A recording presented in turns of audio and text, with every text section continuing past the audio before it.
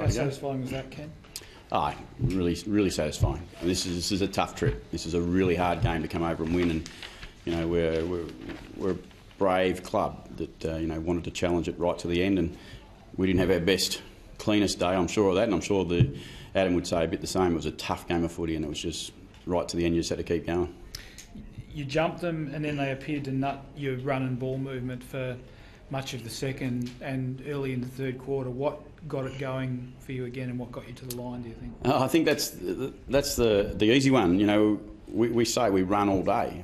West Coast defended us really well, and we were still trying to run, and we were trying to take every opportunity to run when we had those chances. And in the end, as we've said plenty of times, it's a four-quarter game, and you've got to keep going right from start to stop, and got to turn a little bit of luck into something, and we were able to do that right at the end of the game tonight. Did you find a bit that there was no room and you had to sort of go around them, because they really defended the middle part of the ground well, didn't they? Yeah, I think some of the numbers will say that we got through reasonably well, to be honest, and it was our finish going inside that just wasn't as good as it has been all year, and they defended 0 to 50 really well, and we turned the ball over a bit too much there. When Wingard, Schultz, Gray and Westy, they tend to turn those things into something, and to West Coast credit, they were able to deny us a lot tonight. Harry Young, he's only had 6 in the last quarter, but how important was it to have those fresh legs three-quarter time to be able to make you sub? I think the important part about Young is he plays inside tough footy for us, and he doesn't bring as much run as some of the other boys that we've used in that position, but he certainly wins some tight ball for us. But certainly it was good for us to have that available to us. But he's the sort of player that needs to play more football and play a bit more full game footy. And at the moment we make decisions that he's not quite given us what that is for a whole game, and so we use him in the sub. I think he's a really good player, Aaron. It was suggested on the telecast that you asked Chad Wingard for a special effort in the last quarter, and he gave you something even though he missed a shot that he probably would normally kick. Yeah, that was pretty special last quarter from Chad. He's capable of that. That's why I turned to him, I suppose. That's why I asked him for what I know he can deliver, and how brave he was going back with that flight of the ball where he's been hit really hard, and he's just been able to gather his thoughts, come back and sort some stuff out from there. I just thought he was clearly a pretty important part of the last quarter.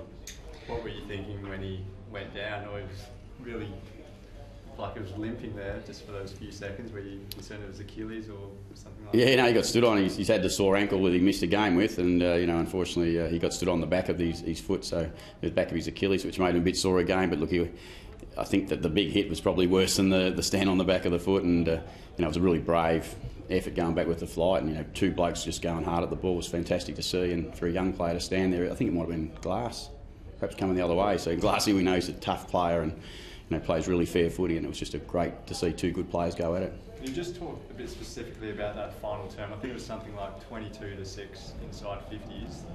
For the lads to really stand up like that away from home, frenetic match, can you just talk about signs? Yeah, I think it's really, the significance of the win here at Subi is obviously in the scheme of a football season is massive for any team to come over here and be able to get away with a win. And for us especially, we've had a really strong start to our season. It's been a tough start to our season. We've been in a lot of tough, hard games, and we've been able to keep rolling right to the end. And as you said, it's a pretty dominant last quarter. Again, we just didn't hit the scoreboard the way we'd like to. But again, I give credit to West Coast. Give us your thoughts on Matt Lobby against a couple of decent All-Australian ruckmen. He handled himself pretty well tonight. Because we got Phil Walsh at their club, we knew the quality of the rucks that were up. We knew the quality of the rucks we're up against. But when you get Phil, who's worked with them closely, and he's told us all week how dominant they can be as ruckmen, and we know that. For Lobby to go at him on his own, as you said, two high quality. I think Matt Lobby was as good as any player on the ground tonight. When you can consider what he had to go up against, what he gave us, I thought outstanding game. Brad David wasn't bad, was he? No, Brad was very good early. We had players who played, I think, up and down a little bit, and that's what the game was. They had some players who were up and down a bit, and Brad certainly early was really important for us. But he's just a strong leader for us. And Travis, I think, who had a quiet game, had a really strong last quarter as captain. So it was important to get people out there at different times. Have you played a more frenetic first half than that this year, where both teams, it just seemed like relentless running both ways from both teams until they ran out of puff at the end of both quarters? Right now, I think we play like that most weeks, I think, but I don't know. I haven't looked at it back. I can't really sit there and say, yeah, it was harder than any other week, or it felt like a pretty strong start by both sides, and we know both sides were working really hard. So it's a fast game now, footy.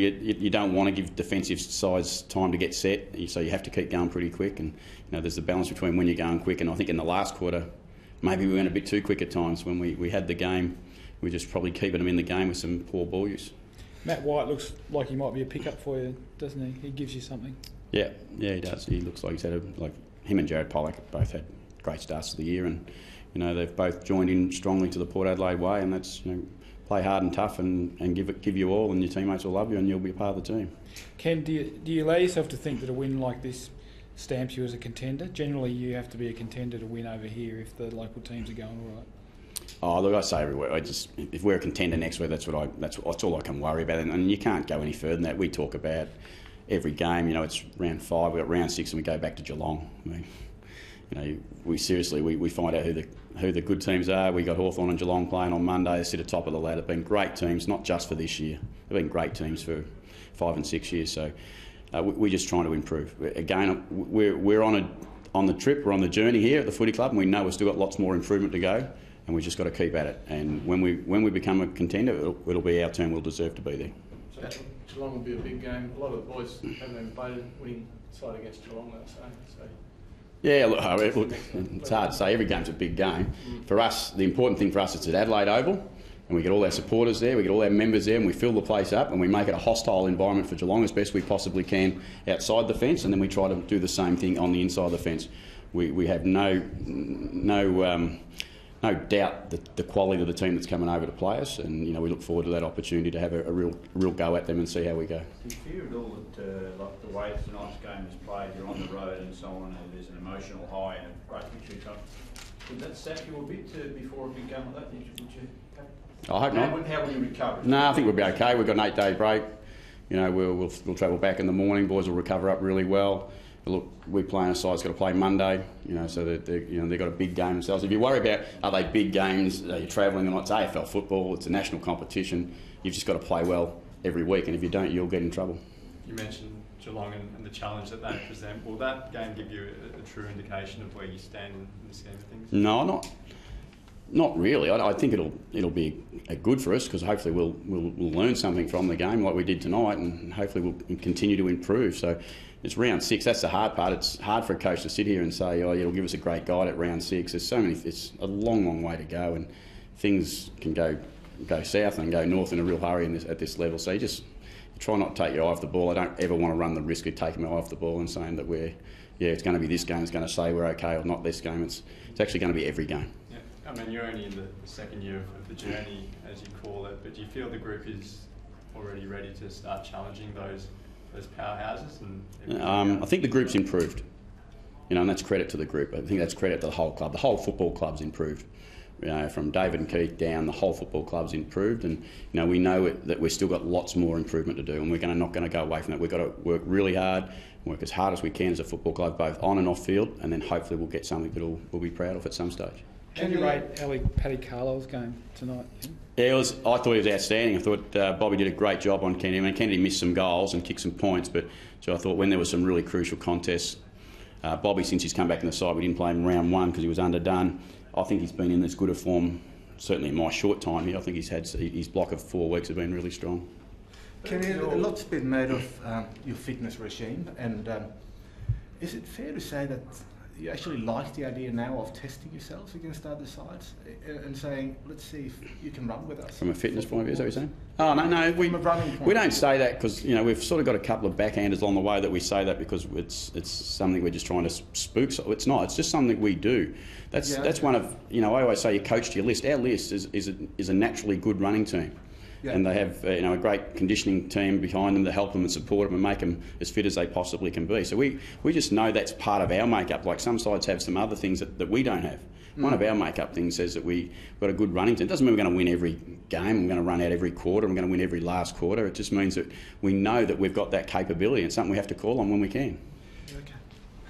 Who were your best few players tonight? Are you a coach that can give us some names, or you don't like doing that? Heat of the battle and all the things. Game to sort of... Yeah, it's a really tough game. I think it'll be a hard game to sit back. So they were good for the 4. I think, as I said, Lobie's job, for the enormity of the job and the quality that he was up against, I just thought for the whole night, on his own almost, he's pretty strong. Any injury concerns at this early stage? Yeah, we've got a couple that are a little bit sore, but how they'll end up, Jacko got a knock early and he was a bit sore and got through the game really courageous. I mean, there was early we were nearly going to sub him out, so he just kept coming for us, and he's pretty tough. And as I said, Chad got stood on and was sore. I think you'll find both sides will have some fairly sore blokes at the end of tonight because it was a tough game. How was Chad? Sorry, he seemed to cop it around about the face or head in that collision with Darren Glass. Is he okay? Yeah, no, his head and everything's fine. It's more the landing. To be honest, it wasn't the head. It was when he hits the deck. It's more taken the wind out of him. As I said, he's getting stood on the back of his Achilles. It's a combative game. They're supposed to be sore at the end of it. That's footy. You joining back next week? You joining players back? We're a chance to have Homsch and Monfries both back next week. I think we won't take a risk. If there's any doubt at all, we wouldn't push them. Homsch was just a really precautionary miss. We knew he had a little bit of tightness.